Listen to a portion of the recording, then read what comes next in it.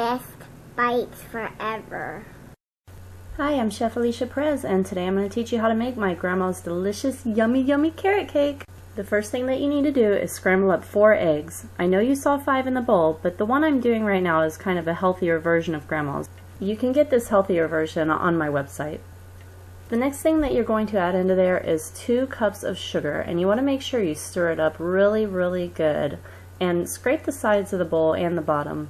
The next thing I'm adding is my oil. I have here 1.5 cups of oil, and I also add my vanilla in there, which is 1 teaspoon of vanilla. The reason the vanilla that I use is so thick is because I prefer to use a vanilla bean paste, which I'll show you later in the video. Okay, so you're going to stir that all together until you end up with something that looks kind of like scrambled eggs with chunks of something funky in there, but that's what you're looking for, so it's a good thing. And now onto our dry ingredients. For Grandma's recipe, you're going to use 2 cups of flour, 2 teaspoons of baking soda, 1/2 teaspoon of salt, and 2 teaspoons of cinnamon. And you're going to add that in there about half at a time and stir in between additions until you end up with this. Again, make sure that you're scraping the sides of the bowl and the bottom of the bowl really well, or you're going to end up with disgusting clumps in your cake. And now for the good stuff. Grandma's recipe only requires 2 cups of shredded carrots, but I've also decided to add into mine 1/2 cup of raisins, 1/2 cup of pecans, and one of those little cans of the mandarin oranges, which I drained and kind of stabbed with a spoon so they weren't quite such big chunks. Stir that all together until you have everything really well combined, and then we're going to get a pan, which I have prepared by spraying it with a baking spray and lining the bottom with parchment paper. You absolutely cannot skip the step of lining the bottom with parchment paper, because if you do, you will never get this cake out in one piece.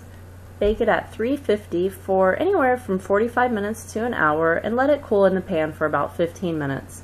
And then you run a knife along the outside edges and just flip it right over onto your hand. And as you can see, that beautiful piece of parchment paper just peels right off. Oh, so wonderful. And then just flip it back onto your cooling rack and let it cool for a little while. Meanwhile, we'll go ahead and make the frosting. So we're going to start off by combining an 8-ounce package of cream cheese and 1 stick of butter, which are at room temperature, and cream them together really good. Again, make sure you scrape the sides and the bottom of your bowl, or you will end up with clumps of cream cheese or butter in your frosting. Okay, once that's nice and blended, we're going to add that vanilla bean paste, and this is the one that I use, and as you can see when I pour it, it is just thick and beautiful, and it has so much flavor. So if you can get it, then I suggest you do, because it's really tasty. And back to mixing after that, and just mix it up really good until it's nice and combined. I wouldn't worry too much about over mixing at this point, although don't get crazy. Once you get your vanilla nice and mixed in there, you're going to need your powdered sugar. So let's go ahead and weigh out 1 pound of powdered sugar. Again, you're going to see that I scrape my bowl all over the sides and all over the bottom. And here comes the powdered sugar. I add this in probably around 1/3 at a time. If you try to put too much in and then you turn on your mixer, you're going to find yourself in a big white cloud of sugar with a nice little dusting all over your counter too, most likely. And this is my second addition of the powdered sugar. Again, just mix. And now one more time, guys, last addition, and shake it all out of there. And I'm just gonna get my mixer, mix one more time, but we're gonna speed it up a little, because how many times do you need to see me do that, right? Okay, so on to the next thing. Scrape, make sure you get the sides and the bottom. And here's what you're looking for: a nice, beautiful, spreadable texture. And taste test? Delicious, of course. Now we need a nice flat surface to put our frosting on. So what you do is you take a serrated knife, find the lowest point of the hump on your cake, and cut right across it, and pick it up and just flip it right off. If you still have a little bump over on the edge like I do, go ahead and just trim that little guy right off. Okay, so now we're going to do that middle layer of frosting. Just take a piping bag. Mine has the collar inside, but I don't have a tip on it, and I'm basically just piping a giant snail shell. Then go ahead and grab that other layer, which you've already trimmed, of course, and put it on top. And if you look at my layers, you're going to notice they're both upside down. In other words, I'm frosting the bottom side. So now we're going to do the crumb coat. This doesn't have to be perfect. The whole point is it's kind of ugly because it catches all the crumbs that you don't want to be all over your finished cake. So go ahead and just spread the frosting right across the top, and then you just kind of take all that frosting that made its way over to the edges and smooth it out. Again, it doesn't have to be completely perfect, but I do want you to try to get it as smooth as possible. And this is pretty much it right here with mine. So when you get your crumb coat nice and beautiful and how you want it, put it into your cake container and stick it in the refrigerator for about an hour. So the whole point is that all those silly little crumbs that want to get up in your icing are going to get stuck in this bottom layer, and they're not going to be able to interfere when you're trying to frost the cake for the pretty layer. So I've had this in the refrigerator for about an hour, and the crumb coat is pretty much set up.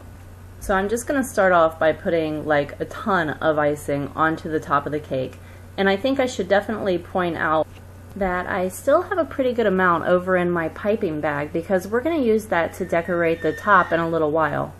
Again, you just kind of want to work your icing over to the sides of the cake. So kind of push, push, push from the top, and then when you get that little overhang, you smooth it over on the sides. Also, just in case you haven't noticed, I always keep my spatula at a little bit of an angle. You don't want to have it flat on top of the cake because it's not going to look as pretty. Okay, we're just about there and ready to go ahead and start our basket weave. I did a tiny bit more smoothing, and then as you can see, I've started the pattern here, but I want you to get a feel for what you do. The basket weave is really super simple. All you do is you do a line all the way across the cake, and then you do little lines going the opposite way and kind of a weaving pattern the width of your tip. Oh, by the way, I should tell you that the tip that I'm using is that one that's kind of flat on the bottom and like jaggedy on the other side. So that's the one to use. And anyway, once you get one line done, you just make another line right next to it and start all over again. When you do the next line though, the ones that go across are going to be like checkerboard from the first line that you did. So you can see what I'm doing. It's a video after all. I don't really need to explain in too much detail, right guys? I'm just going to go ahead and finish up this one line and then we're going to move on, okay? Once you finish your basket weave, this is what it's going to look like. Ooh, isn't it beautiful? And I did a little shell border around the outside too. So there's my cake, all finished and delicious. Oh yeah, work it for the camera cake. Who's tasty? You're a tasty cake. Yeah, you are. bestbitesforever.com